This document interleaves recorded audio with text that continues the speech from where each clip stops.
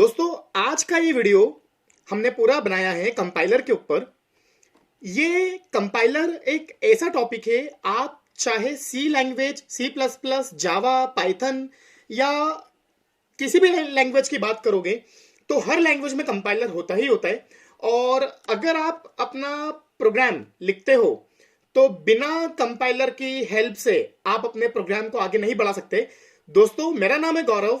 आज इस वीडियो में हम लोग स्टार्ट करेंगे कि कंपाइलर क्या होता है और कंपाइलर का प्रोग्रामिंग में क्या रोल है। दोस्तों सबसे पहले हम लोग बात करते हैं कि जो भी आप कोड लिखते हो अपने प्रोग्राम में, जो भी आप कोड लिखते हो वो कोड आपका कहलाता है सोर्स कोड। क्या कहलाता है? Source code. दोस्तों ये सोर्स कोड क्या होता है मैं आपको समझा देता हूं। सोर्स कोड वो कोड होता है जो आप लोगों ने प्रोग्राम लिखा होता है। ओके, अब आपको इस कोड को अगर रन करना है, ठीक है, आपने क्या लिखा है? Source code. और आपको अगर इस कोड को रन करना है तो इस कोड को रन करती है आपकी मशीन, या हम ये कहें इस कोड को रन करता है आपका ऑपरेटिंग सिस्टम। अभी हम लोग यहां पर बात कर रहे हैं कौन सी प्रोग्रामिंग की? सी प्रोग्रामिंग की हम लोग यहां पर बात कर रहे हैं। और दोस्तों सी प्रोग्रामिंग में आप जो भी कोड लिखते हो, जो भी प्रोग्राम लिखते हो, उस प्रोग्राम को रन करता है आपका ऑपरेटिंग सिस्टम। अब ये जो ऑपरेटिंग सिस्टम होता है ना दोस्तों, ये जो आपकी मशीन होती है ना, ये मशीन आपकी लिखी हुई लैंग्वेज नहीं समझती, क्योंकि कॉमन सी बात है, आपने जो कोड लिखा है वो कोड आपने पूरा लिखा है इंग्लिश लैंग्वेज में, या ये हम ये कहें वो कोड पूरा लिखा हुआ है ह्यूमन अंडरस्टैंडेबल लैंग्वेज में, और उस कोड को मशीन नहीं समझ पाती है, क्योंकि मशीन समझती है कोड जिसको हम लोग कहते हैं बाइनरी कोड। क्या कहते हैं? Binary code. तो दोस्तों हम लोग यहां पर ये मान सकते हैं कि जब भी आप अपना सोर्स कोड लिखते हो तो सोर्स कोड को आपको रन करने के पहले कन्वर्ट करना पड़ता है। यहां पर आप इस वर्ड पे ध्यान देना, कन्वर्ट करना पड़ता है। कन्वर्ट करना पड़ता है आपको अपने सोर्स कोड को बाइनरी कोड में। किस कोड में? बाइनरी कोड में। कुछ लोग ये भी कहते हैं कि जो आपका सोर्स कोड होता है, उस सोर्स कोड को बाइनरी कोड में कन्वर्ट करने के लिए आपको चाहिए होता है एक सॉफ्टवेयर। आपको क्या चाहिए होता है? एक सॉफ्टवेयर। और ये सॉफ्टवेयर को ही हम लोग दोस्तों यहां पर कहते हैं कंपाइलर। क्या कहते हैं हम लोग यहां पर? कंपाइलर। तो आइए देखते हैं कि अगर आपसे कोई पूछता है कि व्हाट इज कंपाइलर, तो आप इसका आंसर क्या दोगे?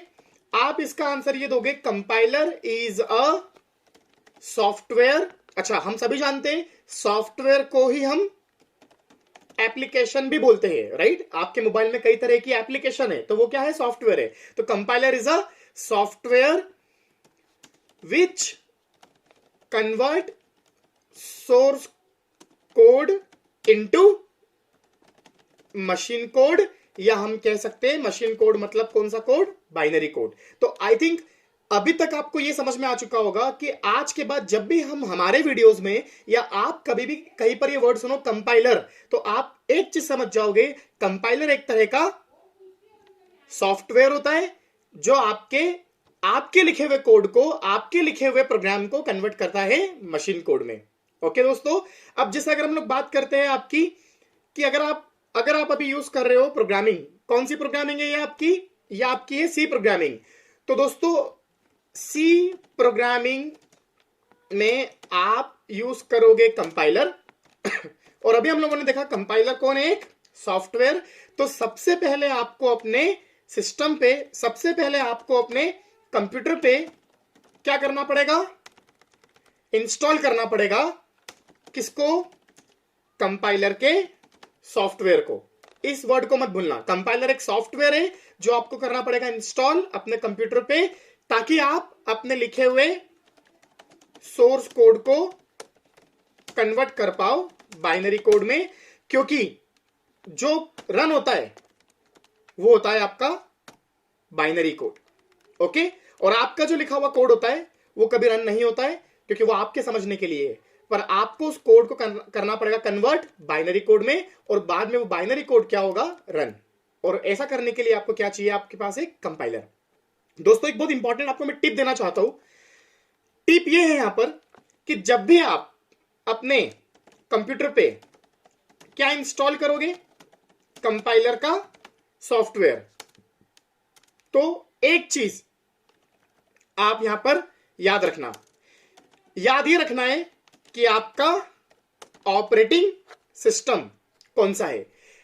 सोचिए कि अभी मैं ये कंप्यूटर आपके सामने चला रहा हूं, इस कंप्यूटर पे मेरा जो ऑपरेटिंग सिस्टम है वो है विंडोज। क्या है वो? मेरा विंडोज। तो अगर मुझे मेरे इस विंडोज के लैपटॉप पर क्या चाहिए? कंपाइलर। किसका? सी लैंग्वेज का। तो वो अवेलेबल होता है इस नाम से, टर्बो सी। टर्बो सी एक तरह का कंपाइलर है। देखिए मैं आपको समझा देता हूं यहां पर पूरा। टर्बो सी एक तरह का आपका कंपाइलर है। कौन सी लैंग्वेज का? सी लैंग्वेज का। और ये सिर्फ किस पे काम करता है? विंडोज पे। अगर मैं बात करता हूं कि मुझे यूनिक्स भी कौन होता है? Operating system. अगर मुझे यूनिक्स पर क्या चाहिए? कंपाइलर। किसका? सी लैंग्वेज का। तो वो कंपाइलर यहां पर होता है आपका जीसीसी कंपाइलर। कौन सा होता है? GCC compiler. और अगर हम यूज कर रहे हैं मैक, एप्पल ऑपरेटिंग सिस्टम, और हमें वहां पर क्या चाहिए?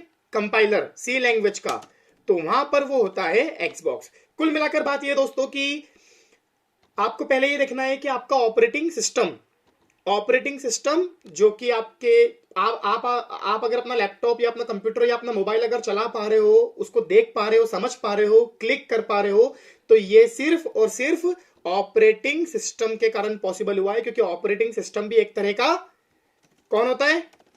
ऑपरेटिंग सिस्टम भी एक तरह का सॉफ्टवेयर होता है, पर इसका काम होता है आपकी मशीन को आपसे इंटरेक्ट करवाना, ताकि आप अपनी मशीन को समझ पाओ। ओके, आपको पहले ये देखना है कि आपके पास कौन सा ऑपरेटिंग सिस्टम है, और आपके पास फिर जो ऑपरेटिंग सिस्टम है उसके अकॉर्डिंग आपको क्या लाना है? कंपाइलर। किसका? सी लैंग्वेज का, चाहे वो टर्बो सी हो, जीसीसी हो या एक्सबॉक्स। दोस्तों एक बात फिर समझ लो, टर्बो सी हो या फिर जीसीसी हो या फिर एक्सबॉक्स हो, ये तीनों ही कौन है? कंपाइलर। बस डिफरेंस किसका है? अलग अलग ऑपरेटिंग सिस्टम का। तो दोस्तों मैं उम्मीद करता हूं कि ये जो वीडियो है आपको पूरा पसंद आया होगा। अगर आप ये देखना चाहते हो कि सी लैंग्वेज में हेडर फाइल्स क्या होती है, सी लैंग्वेज में इंपॉर्टेंट फंडामेंटल्स कौन कौन से हैं, या फिर सी लैंग्वेज का इंट्रोडक्शन पूरा अगर आपको देखना है, या अगर आपको और भी कई सारे सी लैंग्वेज के टॉपिक्स इजी लैंग्वेज में समझना है, तो आप नीचे डिस्क्रिप्शन में मैंने लिंक दे रखी है, आप देख सकते हैं। दोस्तों ये वीडियोस मैंने बहुत मेहनत से बनाए।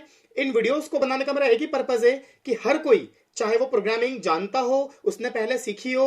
कई सारे मेरे पास ऐसे स्टूडेंट्स आते हैं जो ये कहते हैं कि सर हमने पहले बहुत सारी कोचिंग क्लासेस ज्वाइन करी है, पर हमें फिर भी प्रोग्रामिंग समझ में नहीं आई, हमारे लॉजिक्स नहीं बनते, हम जब कोडिंग करते हैं तो हमें समझ में नहीं आता है कि हम अगला कोड क्या करें। तो दोस्तों ये सारे वीडियोस आपके लिए बनाए गए हैं। एक आपसे छोटी सी रिक्वेस्ट है, आप वीडियोस को लाइक करें और ज्यादा से ज्यादा अपने दोस्तों के साथ शेयर करें। शेयर करने से दोस्तों मेरा मोटिवेशन बढ़ेगा, और मैं आपके लिए सी लैंग्वेज तो ठीक है, तो छोटी सी लैंग्वेज है, मैं आपके लिए सी प्लस प्लस, जावा, पाइथन, एंगुलर, जेएस, कई सारे आईटी के जो वीडियोस है टेक्नोलॉजीज के, मैं आपके लिए बनाऊंगा ताकि आप देख सके। दोस्तों ये वीडियोस बहुत हेल्पफुल है आपके लिए।